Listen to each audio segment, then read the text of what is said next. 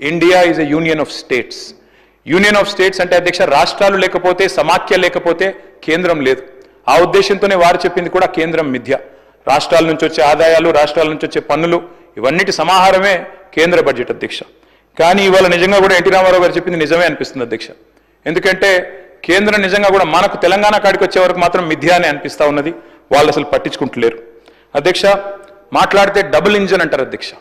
Double engine సర్కార్ అంటే ఏంది అధ్యక్ష? అసలు డబుల్ ఇంజన్ అంటే మీ రాష్ట్రంలో కూడా పొలిటికల్గా మీరు మాతో అలైన్ అయితేనే, మీ రాష్ట్రంలో ఉండే ప్రభుత్వం కూడా మేము చెప్పినట్టు ఇంటేనే, మా పార్టీ ఉంటేనే మేము మీకు పైసలు ఇస్తాం, లేకపోతే ఇయ్యం. Is this not against the spirit of federalism? Is this not against constitution? అంటే ఇంత దుర్మార్గంగా డైరెక్ట్గా కేంద్రంలో ఉన్న పెద్దలే డబుల్ ఇంజన్ అని మాట్లాడుతుంటే, దాని గురించి మనం మాట మాత్రంగానన్నా నిరసన చెప్పకపోతే, ప్రజలకు తెలియజెప్పకపోతే ఇది సరికాదు అధ్యక్ష. ఒక రకంగా చెప్పాలంటే కేంద్రం మీరు మాకు ఓట్లు వేస్తేనే పైసలు ఇస్తాం, లేకపోతే ఇయ్యం అని చెప్పినట్టే అధ్యక్ష. ఒక రకంగా బ్లాక్మెయిల్ చేయడం ఇది. కాబట్టి this is anti federal spirit అని చెప్పక తప్పదు అధ్యక్ష. మన కేంద్ర బడ్జెట్ పెట్టారు February 1 నాడు. నిజంగా చాలామంది చూసి ఆశ్చర్యపోయినారు. అందులో తెలంగాణ అన్న పదం కూడా వినబడలేదు ఎక్కడ కూడా. అందరూ చాలామంది మిత్రులు అన్నారు అధ్యక్ష చూడంగానే, ఢిల్లీ బీహార్ బడ్జెట్ ఇది, ఈ రెండు రాష్ట్రాల్లో ఎన్నికలు ఉన్నాయి కాబట్టి ఆ రెండు రాష్ట్రాల కోసమే పెట్టినట్టుగా ఉన్నది అని చెప్పి మాట్లాడిన వాళ్ళు కూడా ఉన్నారు అధ్యక్ష. అధ్యక్ష వాస్తవం ఏమంటే పార్లమెంట్ ఎన్నికల్లో మా పార్టీ పోటీ చేసింది అధ్యక్ష. మాకు సీట్లు రాలేదు, మాకు ఒక్క సీటు కూడా రాలేదు, అన్ని సీట్లు ఓడిపోయాం. చాలామంది సంకలు గుద్దుకున్నారు, సంబరపడ్డారు. బీఆర్ఎస్కు 0-0-0 గుండు 0 అని మాట్లాడారు అధ్యక్ష. కరెక్టే అధ్యక్ష, మాకు సీట్లు రాలేదు. 8 సీట్లు కాంగ్రెస్ పార్టీకి వచ్చినాయి, 8 సీట్లు బీజేపీకి వచ్చినాయి, 1 మజ్లిస్ పార్టీ గెలిచింది. కానీ వాస్తవం ఏంది అధ్యక్ష? మాకు వచ్చింది 0నే కరెక్టే పార్లమెంట్ ఎన్నికల్లో. కానీ తెలంగాణకు వచ్చింది ఏంటి అధ్యక్ష? ఈ బడ్జెట్లో, కేంద్ర బడ్జెట్లో గుండు 0.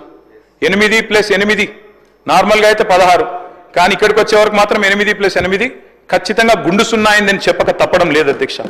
అధ్యక్ష నేను పెద్దలు డిప్యూటీ సీఎం గారికి, గౌరవనీయులైన సహచర శాసనసభ్యులకు నేను విజ్ఞప్తి చేస్తా ఉన్నా అధ్యక్ష. అధ్యక్ష పోరాడితే పోయేదేమీ లేదు, బానిస సంఖ్యలు తప్ప అని ఒక మహాకవి అన్నారు. అట్లాగే కొట్లాడకపోతే కేంద్రం కూడా మనకు వినదు అధ్యక్ష, మనతో మాట్లాడదు, మనం అడిగినవి కూడా చేయదు. అడగందే అమ్మ కూడా బోవ పెట్టదంటారు అధ్యక్ష. అట్లే మనం కూడా కొట్లాడాల్సిందే, పోరాడాల్సిందే. దానికోసం మేము కూడా కలిసి రావడానికి సిద్ధంగా ఉన్నాం. డిప్యూటీ సీఎం గారికి, ప్రభుత్వానికి కూడా నేను తెలియజేస్తా ఉన్నా. ముఖ్యమంత్రి గారు మాట్లాడుతూ అప్పుడప్పుడు అంటారు అధ్యక్ష సఖ్యతగా ఉండాలి, సత్సంబంధాలు మెయింటైన్ చేయాలి. మేము కూడా చేసినాం సార్. 2014 నుంచి 2020 సంవత్సరం దాకా 6 సంవత్సరాల పాటు సఖ్యతతో ఉండి సాధించుకునే ప్రయత్నం మేము కూడా చేసినాం. ఆనాడు మేము కూడా మిషన్ భగీరథ అని ప్రారంభోత్సవం పెట్టి బ్రహ్మాండమైన కార్యక్రమం చేసి పెద్దలు ప్రధానమంత్రి గారిని ఆహ్వానించి వారి చేతుల మీదుగానే ముఖ్యమంత్రి గారి నియోజకవర్గం గజ్వేల్లో మీటింగ్ పెట్టి, బహిరంగ సభ పెట్టి మరీ ఆహ్వానించి సఖ్యతతో సత్సంబంధాలు మెయింటైన్ చేస్తూనే 6 సంవత్సరాల పాటు పిలిచి ఆహ్వానించాం అధ్యక్ష. కానీ ఏమైంది అధ్యక్ష? ఏం జరిగింది, ఏం ఒరిగింది తెలంగాణ కేంద్రం నుంచి? దేశానికే దారి చూపెట్టి ఎన్నో పథకాలు ప్రవేశపెట్టినా కేంద్రం మాత్రం చిల్లి గవ్వ కూడా మనకు విధించలేదు. ఇంతకుముందు ముఖ్యమంత్రి గారు చెప్పారు పన్నుల రూపంలో రూపాయి ఇక్కడి నుంచి పోతుంటే మనకు తిరిగి 42 పైసలే వస్తున్నదని. అది వాస్తవం అధ్యక్ష, రావడం లేదు. మనం ఇస్తున్నది ఎక్కువ, వారు తిరిగి ఇస్తున్నది తక్కువ. కాపీ కొట్టిన అధ్యక్ష మన పథకాలు ఎన్నో. ఒక ప్రోగ్రెసివ్ స్టేట్గా తెలంగాణ పెట్టిన పథకాలు, రైతు బంధు అనే పథకం దేశంలో ఎక్కడ పెట్టలేదు అధ్యక్ష ఎవరు 75 ఏళ్లలో.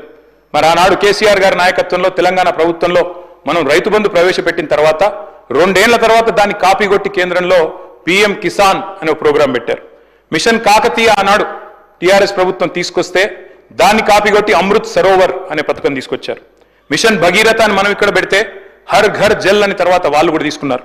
ఆ తర్వాత TS ఐపాస్ అని మనం ఇక్కడ తెస్తే సింగిల్ విండో అని దాన్ని కాపీ కొట్టి అక్కడ తెచ్చుకున్నారు. అభ్యంతరం ఏం లేదు. Imitation is the best form of flattery sir. తప్పకుండా మనం మంచి పనులు చేస్తున్నాం కాబట్టే వాళ్ళకు కూడా నచ్చి అనుకరించారు అనుకోవచ్చు అధ్యక్ష. కానీ బాధ ఎక్కడ అనిపిస్తుంది అంటే ఇవన్నీ అనుకరిస్తారు, మన బాటలో నడుస్తారు, మన డబ్బులు పన్నుల రూపంలో తీసుకుంటారు, కానీ తిరిగి మాత్రం మనకేమీ రాదు అధ్యక్ష.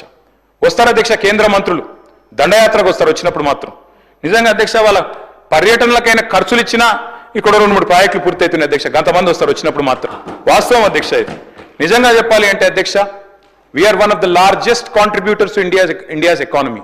ఇంతకుముందు ముఖ్యమంత్రి గారు చెప్పారు 19% ఉన్న దక్షిణాది రాష్ట్రాలు 36% జీడిపి కాంట్రిబ్యూట్ చేస్తున్నాయి. Yes, and I'm proud. Yes, of course we're Indians. ముందుగా భారతీయులం, భారత జాతి నిర్మాణంలో పాలు పంచుకుంటున్న వాళ్ళం. భారతదేశాన్ని సాదుతున్న రాష్ట్రాల్లో ఇవాళ టాప్ 5 లో తెలంగాణ ఉండడం మనందరికీ గర్వకారణం అనే మాట నేను విజ్ఞప్తి చేస్తా ఉన్నా అధ్యక్ష. మన జనాభా ఎంత అధ్యక్ష భారతదేశంలో? హార్డ్లీ